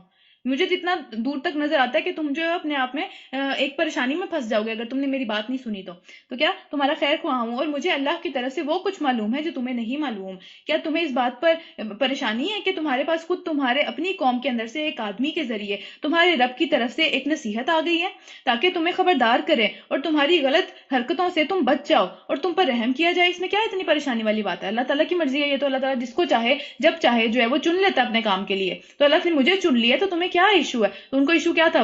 مسئلہ کیا تھا؟ انہیں مسئلہ یہ تھا کہ ہمارے پاس دنیا میں ساری کی ساری نعمتیں ہیں تو ہم ہی اس چیز کے زیادہ حقدار ہیں کہ ہمارے پاس وہ چیز آتی، تو ہمیں جو ہے وہ اگر ہمارے پاس آتی تب ہم مان لیتے، لیکن اب یہ کسی اور بندے کے پاس آ گئی ہے جس کا سوسائٹی میں اتنا بڑا سٹیٹس نہیں ہے تو ہم اس کی بات نہیں مانیں گے۔ یہ مسئلہ تھا۔ پھر کیا؟ مگر انہوں نے اس کو جھٹلا دیا۔ آخرکار ہم نے اسے یعنی نوح علیہ السلام کو اور اس کے ساتھیوں کو ایک کشتی میں نجات دی اور ان لوگوں کو ڈبو دیا جنہوں نے ہماری آیات کو جھٹلایا تھا۔ یقیناً وہ اندھے لوگ تھے۔ حضرت نوح علیہ السلام 900 سال تک جو ہے وہ تبلیغ کرتے رہے تھے۔ 900 سال تک، 900 سال کسی انسان کی عمر بھی نہیں ہے آج، لیکن وہ تب تک تبلیغ کرتے رہے تھے۔ لیکن کیا ہوا کہ لوگ نہیں مانے، بہت ہی کم لوگ مانے، ایون ان کا اپنا بیٹا نہیں مانا تھا۔ یہ قصہ ہم آگے جا کے پڑھیں گے۔ تو یہاں پہ رکو جو ہے وہ ختم ہو رہا ہے، 9واں رکو سٹارٹ کرتے ہیں۔ اگلے بھی جی عاد کی بات ہو رہی ہے، اور قوم تھی عاد جو تھی وہ قوم تھی، اور عاد کی طرف ہم نے ان کے بھائی ہود کو بھیجا، یعنی کہ ان میں سے ہی ایک بندہ ہود علیہ السلام جو تھے ان میں سے ہی تھے۔ بھائی کا مطلب ہے کہ ان سب کے سب کا بھائیوں کی طرح رشتہ ہے آپس میں۔ جب قوم کے لوگ ہوتے ہیں یا پھر انسانیت کا رشتہ جو ہوتا ہے وہ بھائیوں جیسا رشتہ ہوتا ہے۔ جیسے بھائی کا حق ہے کہ اس کو جو ہے وہ اس کا خیال کیا جائے، اس کی مصیبت میں مدد کی جائے، وہ اگر نصیحت اچھی کرے اس کی بات کو سنا جائے، ٹھیک ہے؟ تو یہ سارے کے سارے معاملات ان کے آپس میں بھی تھے۔ تو کیا ہے؟ اور عاد کی طرف ہم نے ان کے بھائی ہود علیہ السلام کو بھیجا۔ اس نے کہا اے برادران قوم، اللہ کی بندگی کرو، اس کے سوا تمہارا کوئی خدا نہیں۔ ہر ایک کا ایک ہی پیغام تھا، ہر ایک کا ایک ہی پیغام تھا۔ تو پھر کیا ہوا؟ پھر کیا تم غلط روی سے پرہیز نہیں کرو گے؟ اللہ سے ڈرتے نہیں ہو تم لوگ؟ تو اس کے قوم کے پھر سے سرداروں نے کہا، بڑے بڑے جو کافر تھے انہوں نے کہا کہ اس کی بات ماننے سے انکار کر دیا۔ انہوں نے جواب میں کہا، اس نے ایک تو انکار کر دیا، کھلم کھلا انکار کر دیا، اور اس کے بعد جواب میں کیا کہا؟ ہم تو تمہیں کم عقل سمجھتے ہیں، تم کس طرح کی باتیں کر رہے ہو؟ تمہارے پاس عقل نہیں ہے؟ تو نبیوں کو اس طرح کی باتیں کر رہے ہیں لوگ، تو نبیوں کو اگر کر سکتے ہیں، جس طرح آج کے زمانے میں ہم یہ چیز دیکھتے ہیں کہ ماڈرن ورلڈ جو ہے وہ کوئی بھی کسی بھی دین کو اگر کوئی فالو کرتا ہے، اسلام کی میں بات نہیں کری، کرسچینٹی کو بھی اگر کوئی فالو کرتا ہے یا اگر کوئی جوڈائزم کو فالو کرتا ہے تو اس کو سمجھتے ہیں کہ یہ لوگ جو وہ بیکورڈز ہیں، یہ عقل نہیں رکھتے، یہ سائنس کو مانتے نہیں ہیں، اس لیے یہ ریلیجن کے اوپر چل رہے ہیں، یہ فرسودہ خیالات ہیں ان کے، کیونکہ یہ لوگ ماڈرن نہیں ہیں، اس طرح کی باتیں اس لیے کرتے ہیں۔ تو وہ بھی یہ سیم باتیں کر رہے تھے۔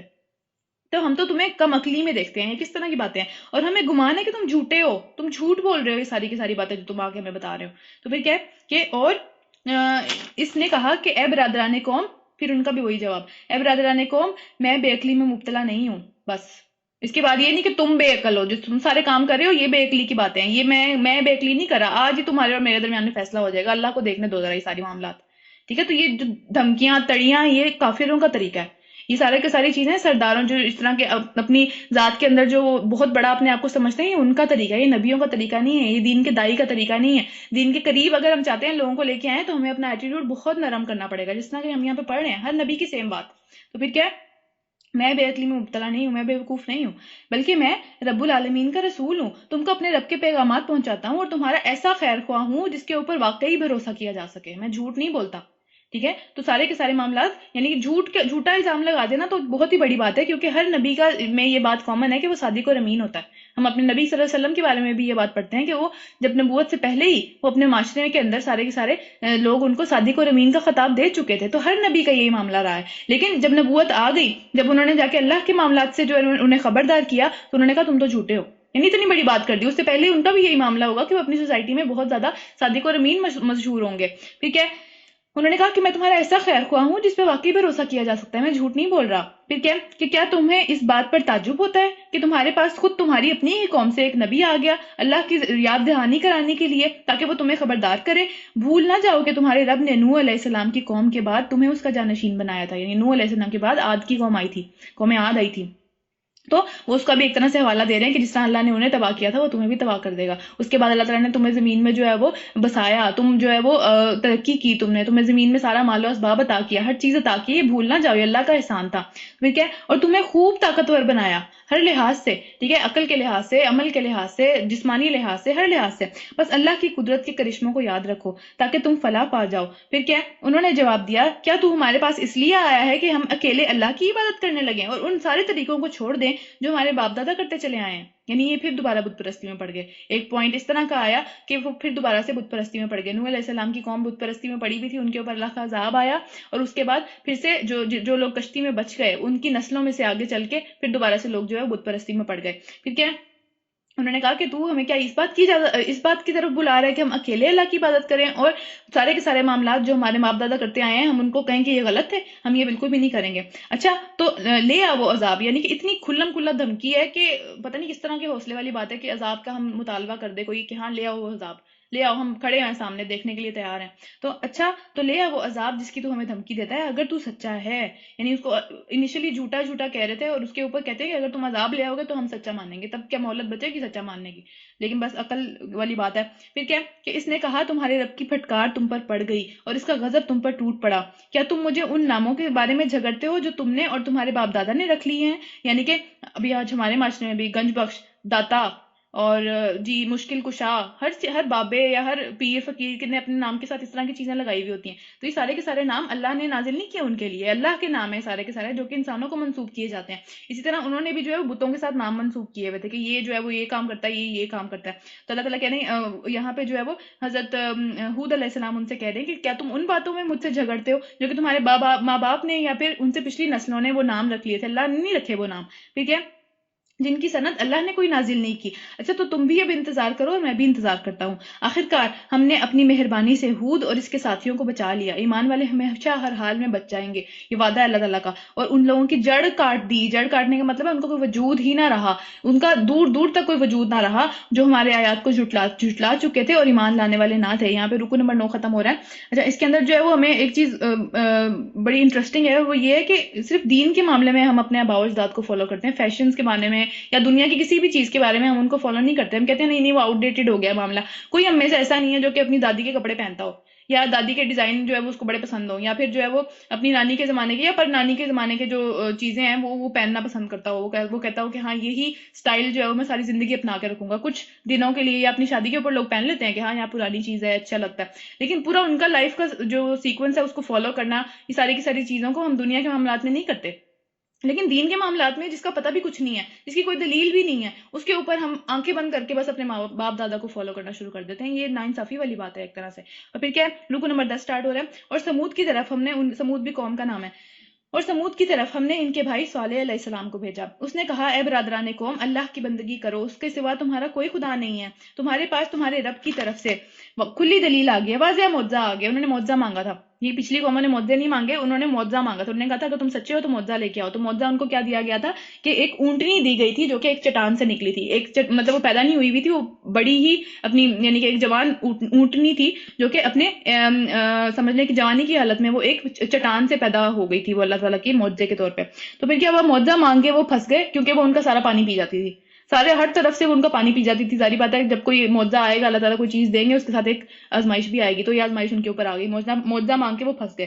تو پھر کیا ہوا کہ اللہ کی اونٹنی تمہارے لیے ایک معجزے کے طور پر ہے, لہٰذا اسے چھوڑ دو کہ خدا کی زمین میں چلتی پھرتی رہے. اب کیا کسی کے جو ہے وہ کھیت کھا رہی ہے, کسی کے جو ہے وہ جان بوجھ کے, مطلب اب ظاہری سی بات ہے اللہ کی طرف سے آزمائش تھی, وہ کسی کے اوپر بھی پڑ سکتی تھی. انہوں نے مانگا اور ان کے ساتھ یہ ہوا کہ کسی کے کھیت کھا رہی ہے وہ اور کسی کا پانی پی رہی ہے, اس طرح کے معاملات. تو اس کو کسی برے ارادے سے ہاتھ نہ لگانا, یعنی اب اس کو کچھ کہہ بھی نہیں سکتے, اللہ کا حکم تھا کہ اس کو کچھ کہنا نہیں ہے, اس کو چھوڑ دو کھلا.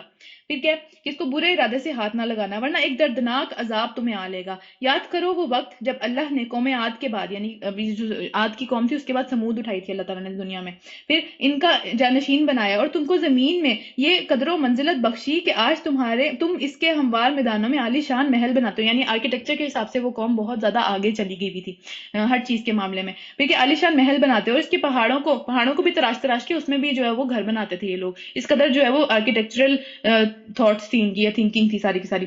پھر کیا پاس اس کی قدرت کے کرشموں سے غافل نہ ہو جاؤ اور زمین میں فساد برپا نہ کرو.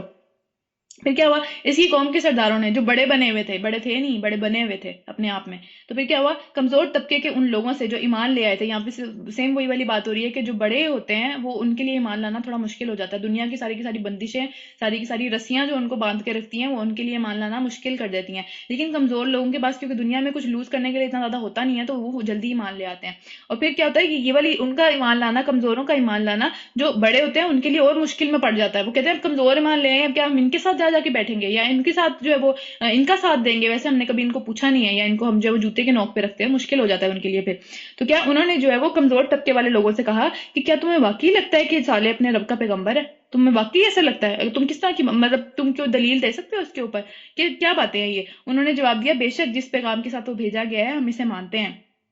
تو ان متکبر لوگوں نے کہا، جنہوں نے تکبر کیا تھا، انہوں نے بغیر سنے بغیر کوئی بات کیے اگلی کہا، جس چیز کو تم مانتے ہو ہم اس کے منکر، ہم نہیں مانیں گے، ہم سننے کے لیے بھی روادار نہیں ہیں، تم نے اگر مان لیا ہم نہیں مانیں گے۔ پھر اگلی بات یہ انہوں نے کہی، پھر انہوں نے اس اونٹنی کو مار ڈالا، مطلب ظاہر ہے تنگ آگے وہ ایک دن، تو انہوں نے اس اونٹنی کو مار ڈالا اور پورے تکبر کے ساتھ اپنے رب کے حکم کی خلاف ورزی کر گزرے۔ مطلب اس قدر جوش و خروش سے اور کانفیڈنس سے جو ہے وہ اللہ تعالیٰ کے حکم کی خلاف ورزی کر دی، اور صالح سے کہہ دیا کہ لے آ وہ عذاب جس کی تو ہمیں دھمکی دیتا ہے، لا کے دکھا اگر تو واقعی پیغمبروں میں سے ہے۔ پھر آخر کار ایک بہت بڑے زلزلے نے ان کو آ لیا، یعنی اپنی جو آرکیٹیکچر تھا ان کا، اس کے اوپر بڑا فخر تھا انہیں، اپنی بلڈنگز پہ بہت بڑا فخر تھا انہیں کہ ہم تو بہت بہتر ہیں، پوری دنیا سے بہتر ہیں ہم۔ تو کیا ہوا، ساری کی ساری وہی بلڈنگز ان کے اوپر آ کے گر گئیں، ساری کی ساری سویلائزیشن ختم ہو گئی پوری کی پوری۔ تو کیا ہوا کہ اپنے گھروں میں اوندے کے اوندے پڑے رہ گئے، اور اوپر والی عمارتیں ساری کی ساری ان کے اوپر ہی آ کے گر گئیں۔ اور صالح یہ کہتا ہوا ان بستیوں سے نکل گیا کہ اے میری قوم، میں نے اپنے رب کا پیغام تمہیں پہنچا دیا تھا، میں نے تیری بہت خیر خواہی کرنے کی کوشش کی، میں نے بہت زیادہ بچانے کی کوشش کی، مگر میں کیا کروں، تجھے اپنے خیر خواہی نہیں پسند۔ یہ ہر انسان کا معاملہ ہے، ہمیں کوئی آ کے اگر کوئی اچھی بات بتانے کی کوشش کرتا ہے، ہم کہتے ہیں تو ہے کون، کیوں آ کے میں بتا رہا ہے، مت پوچھا کسی نے، مجھے رہنے دو اسی طرح۔ یہ بہت عام باتیں ہیں جو ہم ایک دوسرے کے لیے کرتے ہیں، اور وہ واقعی جو اگر دین کی طرف آپ کو کوئی بلا رہا ہے یا کوئی برے انجام سے ڈرا رہا ہے، وہ اسی وجہ سے ڈرا رہا ہے کیونکہ وہ خود ڈرتا ہے آپ کے بارے میں، ورنہ اس کو کیا پڑی ہوئی ہے، کچھ بھی نہیں پڑی ہوئی ہے۔ ہم سب کے اوپر فرض ہے، ہم جو سیکھ رہے ہیں ہمارے سکھانا فرض ہے آگے دوسروں کو اچھے طریقے سے، یہ نہیں کہ کسی کے سر کے اوپر ڈنڈا لے کے کھڑے ہو جانا ہے، بہت اچھے طریقے سے جو تبلیغ کرنا ہے وہ ہر ایک کے اوپر فرض ہے۔ تو پھر کیا کہ لیکن عام طور پہ جو ان کا ریئیکشن ہوتا ہے لوگوں کا، وہ یہی ہوتا ہے، بہت ٹائم لگتا ہے، بہت صبر سے جو ہے وہ انسان کو معاملہ کرنا پڑتا ہے، پھر کہیں جا کے اللہ تعالیٰ دل نرم کرتے ہیں لوگوں کے، اور وہ بات سننے کے قابل ہو جاتے ہیں۔ تو کیا ہے کہ مگر میں کیا کروں، تجھے اپنے خیر خواہی نہیں پسند، پوری قوم کو کہہ رہے ہیں کہ تمہیں اپنے خیر خواہ پسند ہی نہیں ہے، تم اپنے خیر خواہوں کے ساتھ اتنا برا سلوک کرتے ہو، تو پھر میں کیا کر سکتا ہوں، میں نے تو پوری کوشش کی۔ پھر کیا ہے، اور لوط علیہ السلام کو ہم نے پیغمبر بنا کر بھیجا۔ پھر یاد کرو جب اس کی قوم نے کہا کیا تم ایسے بے حیا، لوط علیہ السلام کی جو قوم تھی وہ ہومو سیکشولیٹی کے اندر مصروف تھی، تو ان کو کیا کہا کہ جب اس نے اپنی قوم سے کہا کہ کیا تم ایسے بے حیا ہو گئے ہو کہ وہ فحش کام کرتے ہو جو تم سے پہلے دنیا میں کبھی کسی نے نہیں کیا، پوری ہسٹری میں اس سے پہلے وہ کام کبھی کسی نے نہیں کیا۔ اور یہی بات ہے کہ یہ بھی بات کی جاتی ہے کہ آج بھی جب دنیا کے اندر کوئی بندہ یہ کام کرتا ہے، اس کا جو انجام ہے، اس کا جو ایک طرح گناہ کا حصہ ہے، وہ اس قوم تک بھی جاتا ہے، کیونکہ انہوں نے یہ کام جو ہے وہ سٹارٹ کیا تھا دنیا کے اندر۔ تو کیا ہوا کہ تم اپنی عورتوں کو چھوڑ کر مردوں کے ساتھ اپنی خواہش پوری کرتے ہو، جسمانی خواہش تم مردوں کے ساتھ پوری کرتے ہو، حقیقت یہ ہے کہ تم بالکل ہی حد سے گزر جانے والے ہو گئے ہو۔ مگر اس قوم کا جواب اس کے سوا کچھ نہ تھا کہ یہ جو بہت پاک باز بنے پھرتے ہیں نا اپنے آپ میں، بہت ہی زیادہ یہ اپنے آپ میں جو ہے وہ کچھ سمجھتے ہیں، فرشتہ صفت ہیں یہ لوگ، ان کو نکال دو اپنے گھروں سے، اپنی بستیوں سے نکال دو، ان کو نہیں رہنا چاہتے یہاں پہ نہ رہیں، ہم تو ایسے ہی رہیں گے۔ تو پھر کیا ہے کہ آخر کار ہم نے لوط علیہ السلام اور اس کے گھر والوں کو اس کی بیوی کے سوا، جو کہ پیچھے رہ جانے والوں میں سے تھی، کیونکہ اس کی ساری ہمدردیاں اسی قوم کے ساتھ تھیں، وہ ساری کی ساری مطلب پرووائڈ کرتی تھی انہیں ڈفرینٹ قسم کی چیزیں یا لوگ۔ تو آگے جا کے انشاءاللہ ہم پڑھیں گے کہ جب فرشتے حضرت لوط علیہ السلام کے پاس آئے تھے عذاب لے کے، تو اس کی بیوی نے ان کی بیوی جو تھی انہوں نے بستی والوں کو خبر کر دی تھی کہ ہمارے ہاں جو ہے بہت ہی خوبصورت قسم کے مرد آئے ہیں، تو تم سب کے سب آ جاؤ، ٹھیک ہے۔ تو یہ پیچھے رہ جانے والے میں سے تھی ان کی بیوی، تو بچا کر نکال دیا ان کی قوم، جو لوط علیہ السلام کے ساتھ قوم لوگ تھے جو ان کے ساتھ تھے، ان کو نکال دیا اس بستی سے۔ اور پھر کیا ہوا کہ ان کی بیوی پیچھے ہی رہ گئی، کیونکہ اس کی ہمدردیاں جو تھیں وہ اسی قوم کے ساتھ تھیں، اور اس قوم پر پتھروں کی بارش برسائی، آسمان سے پتھر نازل ہوئے ان کے اوپر۔ اور پھر کیا ہوا، پھر دیکھو ان کو مجرموں کا انجام کیا ہوا۔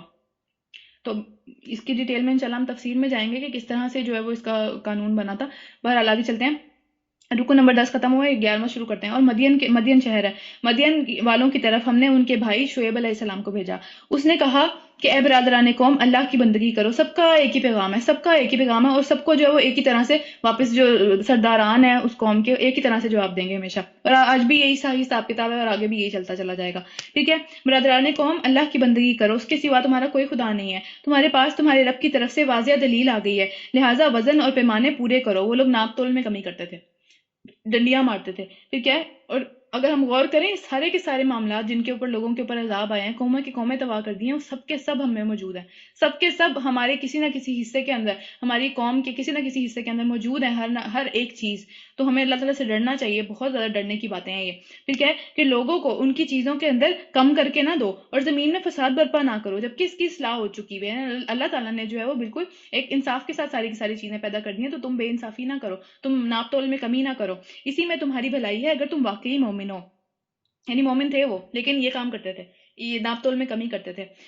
اور ہر راستے کے اوپر جو ہے وہ لٹیرے بن کر نہ بیٹھ جاؤ کہ لوگوں کو ڈراتے اور دھمکاتے رہو، اور ایمان لانے والوں کو خدا کے راستے سے روکنے لگو، اور سیدھی راہ کو ٹیڑھا کرنے کے در پہ ہو جاؤ. اللہ کی طرف آنے والوں کو دور کرنے کے چکر میں پڑ جاؤ کہ جو بھی جو ہے وہ اس دین کو فالو کرنے لگے یا جو ہے وہ ناپ تول میں کمی سے رکنے لگے، تم اس کو ڈرانے دھمکانے لگو، اس طرح کی باتیں کرنے لگو کہ نہیں ہم جو ہے وہ یہ بالکل بھی نہیں ہونے دیں گے، ہماری سوسائٹی اس طرح کی نہیں ہے. یہ سارے کے سارے معاملات تم یہ کام نہ کرنے لگ جانا. اور پھر کیا ہے، یاد کرو وہ زمانہ جب تم بہت تھوڑے تھے، پھر اللہ نے تمہیں بہت دیا، بہت زیادہ کر دیا. یعنی کہ یہ پیچھے والوں کی بات ہو رہی ہے، جو پیچھے اس سے پیچھے لوگ جو تھے ان کے اوپر جب کوئی عذاب آیا تو اس کے بعد یہ قوم اٹھی. بہت کم لوگ ہی ہمیشہ ہوتے ہیں نا ایمان لانے والے، ہم پیچھے بھی پڑھ چکے ہیں کہ میجورٹی ہمیشہ غلط راستے کو فالو کر رہی ہوتی ہے. میجورٹی جو ہوتی ہے ان میں لوگ جو ہوتے ہیں جو اس کو فالو کر رہے ہوتے ہیں ان میں یہ ہمت نہیں ہوتی کہ وہ اکیلے کھڑے ہو سکیں کسی کام کے اوپر، کسی کاز کے اوپر، کسی بات کے اوپر. اکیلے کھڑے ہونا بہت زیادہ ہمت کا کام ہے. اس کے پیچھے وہ بندہ تبھی کھڑا ہو سکتا ہے جب اس کو یقین ہو کہ میرے پیچھے میرا اللہ کھڑا ہوا ہے. وہ صرف تبھی کھڑا ہو سکتا ہے، ورنہ وہ اکیلا کبھی نہیں کھڑا ہو سکتا، یا پھر اس کو دنیا کے کسی بندے کا آسرا ہو. پھر کیا کہ بہت کر دیا، بہت کم لوگ بچے تھے. پھر اس میں اللہ تعالیٰ نے بہت زیادہ تمہیں اولاد سے نوازا. اور آنکھیں کھول کر دیکھو دنیا میں مفسدوں کا کیا انجام ہوا ہے. تم پہلی قوم تو نہیں ہو، تم سے پیچھے اتنی قومیں جو ہیں ان کے ساروں کے سب کے حالات تمہیں پتہ ہیں کہ کس بات جو بات انہوں نے جھٹلائی اسی کے اوپر ان کو عذاب آ گیا. تو تم آنکھیں کھول کر دیکھو. تو اگر تم میں سے ایک گروہ اس تعلیم پر جس کے ساتھ میں بھیجا گیا ہوں ایمان لاتا ہے اور دوسرا ایمان نہیں لاتا، تو صبر کے ساتھ دیکھتے رہو یہاں تک کہ اللہ ہمارے اور تمہارے درمیان میں فیصلہ کر دے، اور وہی سب سے بہتر فیصلہ کرنے والا ہے. یعنی کہ اگر دو گروہوں میں تم تقسیم کرو گے اور تم اس کے خلاف جو ہے وہ باتیں کرنا شروع کرو گے اور اس کے خلاف پروپیگنڈا کرنا شروع کرو گے، تو پھر اللہ ہی جو ہے ہم دونوں کے درمیان میں فیصلہ کر دے گا.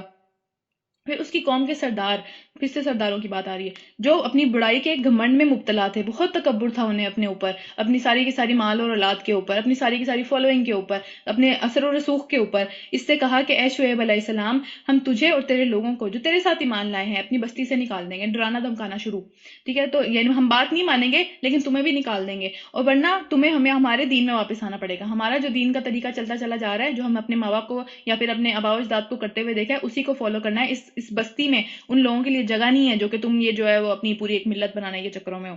تو شعیب علیہ السلام نے جواب دیا کہ خواہ ہم اسے ناپسندی کرنے والے کیوں نہ ہو، ہم پسند نہیں کرتے تمہاری ملت میں واپس آنا، تمہارے دین میں واپس آنا، ہم اس چیز کو پسند نہیں کرتے. تو تم پھر کیا زبردستی ہمیں واپس لے کے آنے کی کوشش کرو گے؟ تو کیا ہم اللہ پر یعنی کہ جھوٹ گھڑنے والے ہوں گے اگر ہم واپس آ گئے ان ساری کی ساری چیزوں کے بعد؟ ہمارا دل بھی گواہی نہیں دیتا، پھر بھی ہم واپس آ گئے تو ہم اللہ پر جھوٹ گھڑنے والے ہوں گے کہ سارا کا سارا پیغام جو اللہ تعالیٰ نے مجھے دے کے بھیجا ہے وہ غلط تھا. پھر اگر ہم واپس آ گئے تو یہ بات پروف کرے گی کہ ہم سب چیزوں کو، غلط چیزوں کو جو ہے وہ تبلیغ ان کی کر رہے تھے. پھر کیا کہ اگر تمہارے دل میں پلٹ آئیں، جبکہ اللہ ہمیں سے نجات دلا چکا ہے، وہ ہمیں سیدھا راستہ دکھا چکا ہے، ہمارے دل کو تسلی آ گئی اس بات کے اوپر، ہمارے دلوں کے اندر، زندگیوں کے اندر نور آ گیا وہ سارا کا سارا، تو اب تم چاہتے ہو کہ ہم واپس آ جائیں؟ تو پھر ہمارے لیے تو اس کی طرف پلٹنا اب کسی بھی طرح ممکن نہیں رہا، الا یہ کہ ہمارا رب ہی ایسا چاہے. یعنی اگر رب نے چاہا اور ہمارا دل پلٹ دیا اس چیز کے اوپر، یا ہماری کسی غلطی کی وجہ سے، ظاہر بات ہے رب خود تو نہیں چاہے گا، ہماری کسی غلطی کی وجہ سے، یا ہمارے دل میں اگر نفاق کا مسئلہ آ جاتا ہے، یعنی ہم جو ہے وہ منافقت کے، خدا نخواستہ منافقت کی طرف چلے جاتے ہیں، تو پھر ان ساری چیزوں کی وجہ سے اگر اللہ کی مشیت ہو پھر ہی ایسا ہو سکتا ہے. ہم اپنی مرضی سے ایسا نہیں کرنے کی کبھی بھی کوشش کریں گے. تو ہمارے رب کا جو علم ہے وہ ہر چیز کا اس نے احاطہ کر رکھا ہے، اور ہمیں اسی پر پورا پورا اعتماد ہے. اور پھر اللہ کے نبی نے، شعیب علیہ السلام نے دعا کی. یہ دعا جو ہے وہ کافی زیادہ افیکٹو دعا ہے اگر آپ کا اور آپ کے لوگوں کے درمیان میں کوئی مسئلہ چل رہا ہو، ٹھیک ہے، کوئی نہ کوئی اختلاف چل رہا ہو، جو کہ چلتے ہی رہتے ہیں، اس میں کوئی اتنا بڑا مسئلہ نہیں ہے. تو اس کے لیے دعا کی.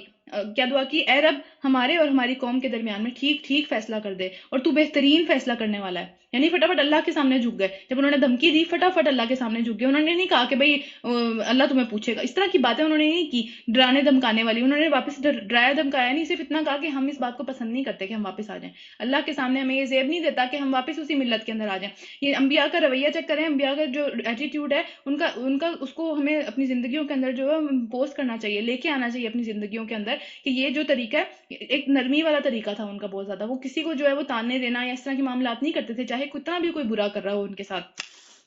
پھر کیا ہے، انس رضی اللہ تعالیٰ عنہ سے روایت ہے کہ نبی صلی اللہ علیہ وسلم نے فرمایا کہ تین چیزیں جو ہے وہ ایمان کی مٹھاس کو، تین چیزیں انسان جب کرتا ہے تو اس کی وجہ سے وہ ایمان کی مٹھاس کو چکھ لیتا ہے. تو ان میں سے جو ایک چیز تھی وہ یہ تھی کہ اسلام لے کے آنے کے بعد مرتد ہونا یا کفر کی طرف واپس جانا جو ہے وہ اس کے دل کو اتنا ہی برا لگتا ہے کہ جیسے جو ہے وہ واپس جو ہے وہ کیا لکھا ہوا یہ، اچھا، کفر کی طرف جانا ایسے ہے جیسے پتہ نہیں حدیث میں نے پوری نہیں لکھی ہوئی، میں آپ کو کل بتاؤں گی پھر انشاءاللہ تعالیٰ یہ.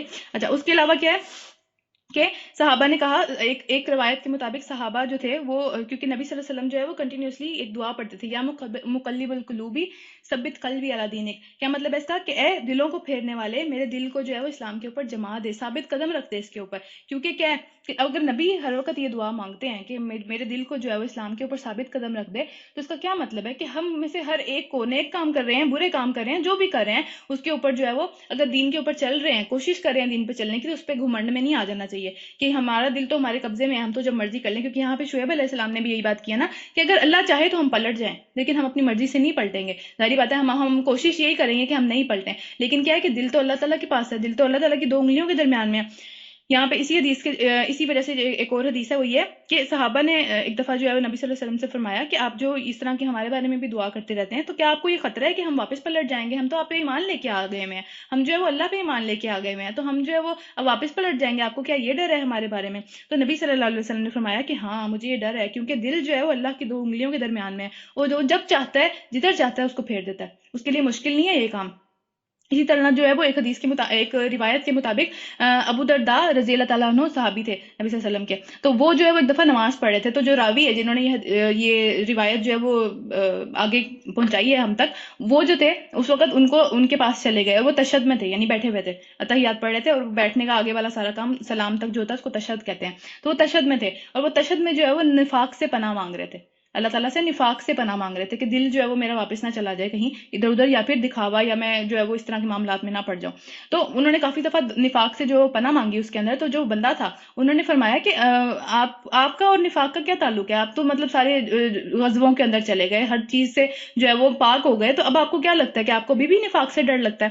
تو انہوں نے کہا، سب سے پہلے انہوں نے 3 دفعہ کہا کہ اللہ مجھے معاف کرنا، اللہ مجھے معاف کرنا، اللہ مجھے معاف کرنا. اور پھر کہا کہ اللہ کی قسم، ایک گھڑی میں جو ہے نا انسان اپنے دین سے پھر جاتا ہے، پھر سکتا ہے، وہ ایک گھڑی کے اندر اپنے دین سے پھر سکتا ہے، اس میں کوئی بڑا مسئلہ نہیں ہے. اللہ کے مطلب کوئی اس طرح کا معاملہ کوئی شیطان انسان کے سامنے لے کے آ جائے، کوئی اس طرح کی چوائسیز انسان کے سامنے لے کے آ جائے، کوئی اس طرح کا جو ہے وہ فریب انسان کے سامنے لے کے آ جائے کہ اس کو لگے کہ کوئی بڑا مسئلہ نہیں ہے، لیکن اس ایک لمحے کے اندر اس کو وہ اپنا دین سے چلا جائے، ایک لمحے کے اندر وہ شرک کر بیٹھے، پتہ نہیں چلتا. یہ سارے کے سارے معاملات شیطان کا جو جال ہے وہ بہت اسٹرانگ ہے، ہم کل پڑھ چکے ہیں.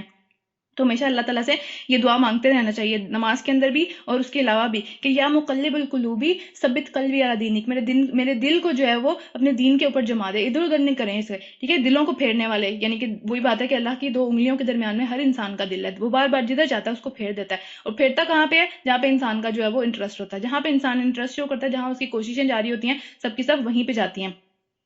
پھر کیا ہے، آگے چلتے ہیں کہ اس کی قوم کے سرداروں نے جو یہ بات ماننے سے انکار کر چکے ہوئے تھے، آپس میں کہا کہ اگر تم شعیب کی پیروی قبول کر لی تو برباد ہو جاؤ گی، یعنی کہ نہ خود کسی اچھائی کے اندر جانا ہے، نہ دوسروں کو جانے دینا ہے، یہ والا ایٹیٹیوڈ.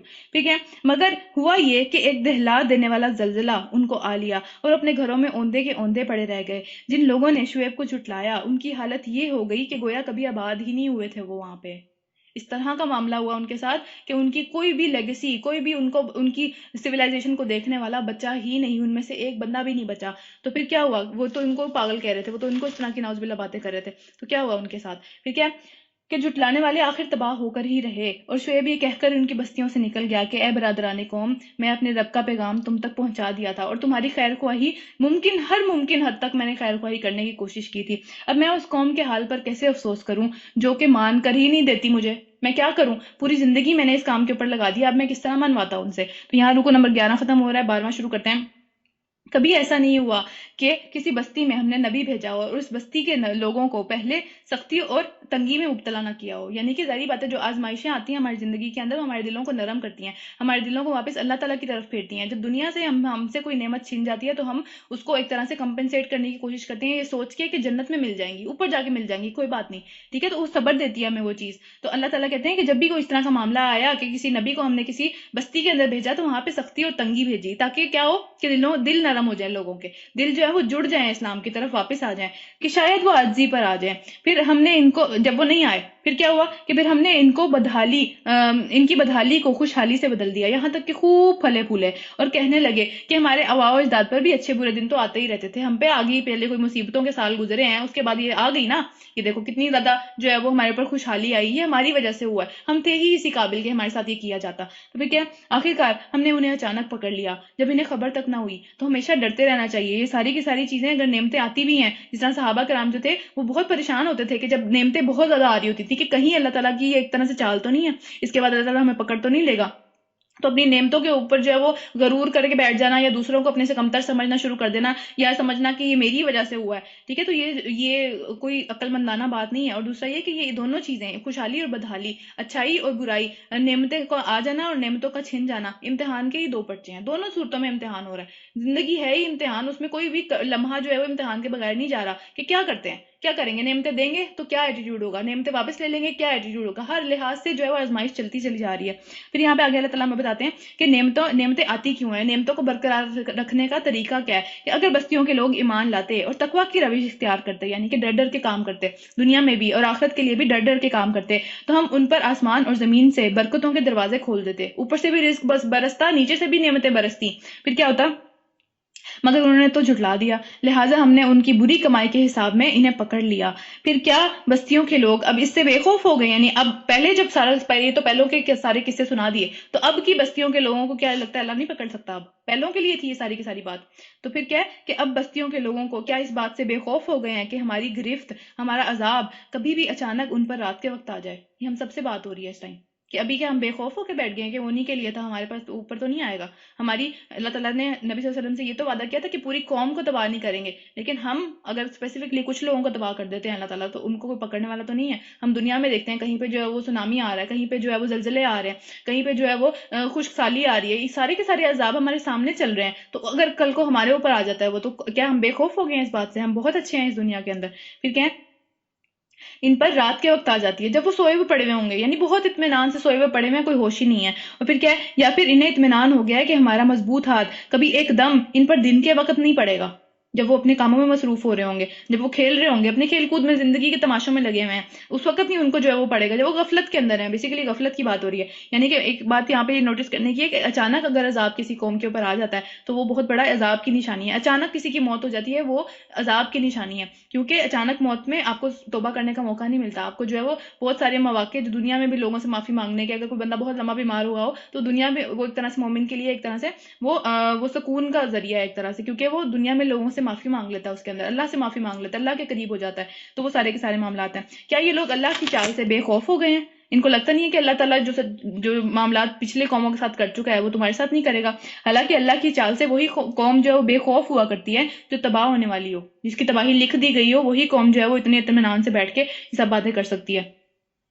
تو پھر کیا ہے کہ آگے چلتے ہیں، کیا وہ لوگ اور کیا ان لوگوں کو جو پہلے اہل زمین کے بعد زمین کے وارث ہوتے ہیں، یعنی کہ جو ظاہر سی بات ہے جو قوم گزر گئی اس کے بعد جو لوگ آئے، کچھ سبق نہیں دیا گیا کہ اگر چاہیں تو ان کے قصوروں پر انہیں بھی پکڑ سکتے ہیں، یعنی ہمارے سے پہلے جو لوگ تھے وہ تو جا چکے ہیں، ہمیں زمین دے دی گئی ہے ایک طرح سے کہ ہم کیا کرتے ہیں اس کے اوپر بیٹھ کے، تو اللہ تعالیٰ کہہ رہے ہیں کہ کیا انہیں یہ سبق نہیں دیا گیا کہ اگر ہم چاہیں تو ان کے قصوروں پر انہیں بھی پکڑ سکتے ہیں؟ پچھلے والوں نے کوئی خاص غلطیاں زیادہ نہیں کی تھیں، ہمارے اندر آج وہ ساری کی ساری چیزیں موجود ہیں جن کے اوپر اللہ تعالیٰ نے عذاب لے کے آئے تھے، جس کے اوپر اللہ تعالیٰ، اور پھر کیا ہے، مگر وہ غور و فکر کرتے ہی نہیں ہیں اس کے اوپر، کہ ہم وہ کہتے ہیں پچھلوں کی کہانی ہے، مکہ والے کیا کہتے تھے، پچھلوں کی کہانیاں یہ تو ہمیں پتہ ہی ہے، یہ تو بچپن سے سنتے آ رہے ہیں، اس میں کوئی بڑی بات نہیں ہے، اور ہم ان کے دلوں پر مہر لگا دیتے ہیں، پھر وہ کچھ بھی نہیں سنتے، جتنا مرضی انہیں بتا دو وہ نہیں سنتے۔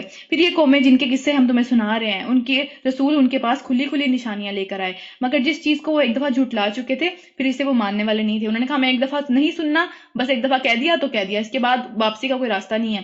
دیکھو اس طرح ہم جو ہے انکار کرنے والوں کے دلوں پر مہر لگا دیتے ہیں، ہم نے ان میں سے اکثر کے پاس کوئی بھی جو ہے وہ عہد کا نبھانا، عہد کا لحاظ جو ہے وہ نہیں پایا، بلکہ اکثر کو جو ہے وہ حد سے گزر جانے والا ہی پایا، یعنی ان میں جو کمٹمنٹ نام کی چیز تھی اللہ کے دین کے ساتھ وہ نہیں تھی، جو اللہ کے ساتھ وہ عہد کر کے آئے تھے، اوپر آسمان سے بھی جو ہم عہد کر کے روحوں نے عہد کیا تھا اللہ کے ساتھ، وہ اس کی بھی کمٹمنٹ نہیں تھی، اور دنیا میں بھی جب اللہ تعالیٰ نے ایک طرح سے جب کلمہ بھی پڑھنے کے بعد ہمارا جو عہد ہے کہ ہاں ٹھیک ہے مانیں گے، اس میں بھی کمٹمنٹ نہیں تھی، دین کو نبھانے کے اندر کمٹمنٹ نہیں تھی ان لوگوں کے اندر جس کی یہاں پہ بات ہو رہی ہے۔